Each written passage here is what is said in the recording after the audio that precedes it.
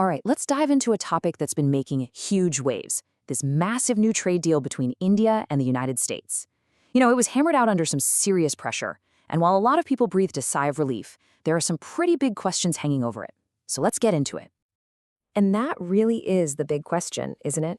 I mean, how do you stare down the barrel of a potential 50% tariff, something that could absolutely cripple your economy, and somehow negotiate it down to just 18%? And maybe more importantly, what did you have to give up to get there? To really get this deal, you have to understand the room it was made in. This was not some friendly chat over coffee. We're talking about a super high-stakes negotiation where the threat of these crippling tariffs was hanging over India's most important export industries. The pressure was on.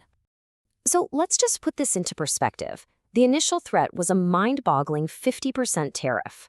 On top of that, there were fears of another 25% sanction.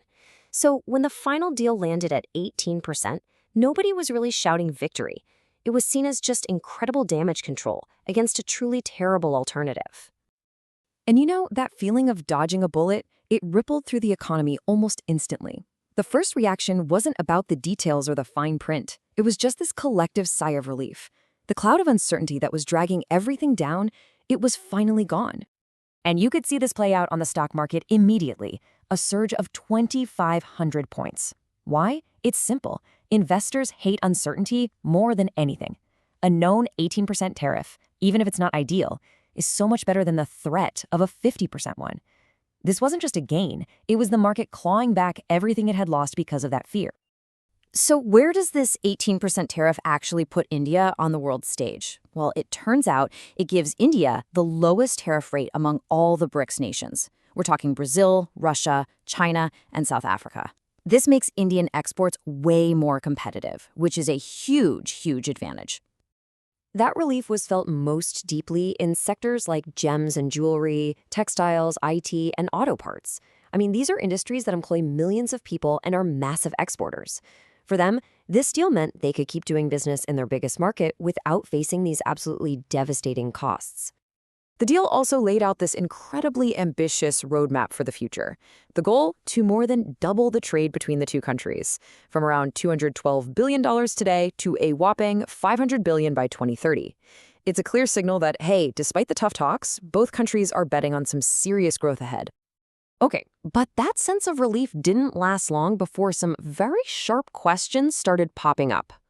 Getting this stability wasn't free. So, what was the real price India had to pay to keep the peace and avoid a full-blown trade war? And this is the part of the deal that has everybody talking.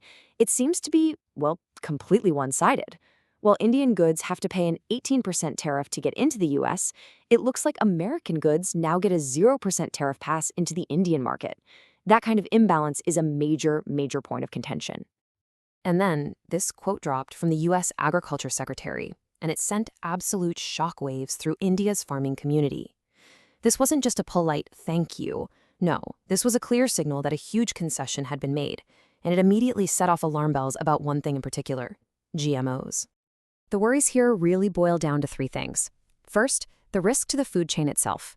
Could genetically modified American crops, which are often just for animal feed, make their way into what people in India eat?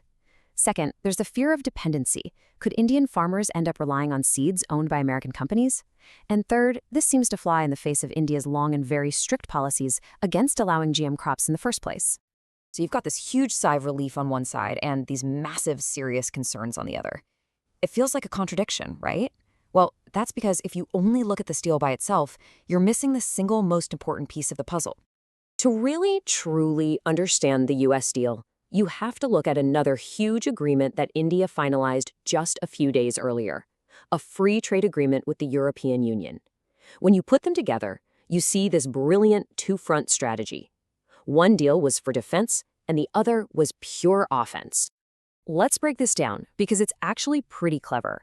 The US deal, that was defense. The goal wasn't to win, it was simply to not lose, to lock in an 18% rate and keep things stable in a critical market. But the EU deal, that's all offense. That's about growth. It gives India 0% tariff access to a massive new market ready for expansion. When you put these two deals together, they create a powerful China plus one hedge. It's a global strategy that's all about not putting all your eggs in one basket. You diversify to reduce your reliance on any one country. So if the US market gets tough with that 18% tariff, Indian exporters now have a clear path to pivot to a tariff-free European market. It's about flexibility. It's about leverage. So let's bring it all home. When you step back and you stop looking at the US deal as just a single event, but as one half of a much bigger global strategy, well, the final verdict gets a lot clearer and a whole lot more interesting. I think this quote from one analyst just hits the nail on the head. It perfectly captures the feeling. This deal wasn't a victory in the way we normally think of one, but it was, without a doubt, a massive relief because it took a huge economic threat right off the table. At the end of the day, you have to consider who you're up against. When you're in a negotiation with a $30 trillion economy that's playing hardball, managing to talk a 50% tariff threat all the way down to 18%, that's a pragmatic win. It might not be a fair deal, but it protected the Indian economy from something far, far worse. And that leaves us with one last, really crucial question. This deal acts as a pragmatic shield, protecting India's economy right now. But will the concessions that were made, especially in agriculture, end up tying India's hands and limiting its strategic options down the road? That right there is the question that's going to define the future of this entire relationship.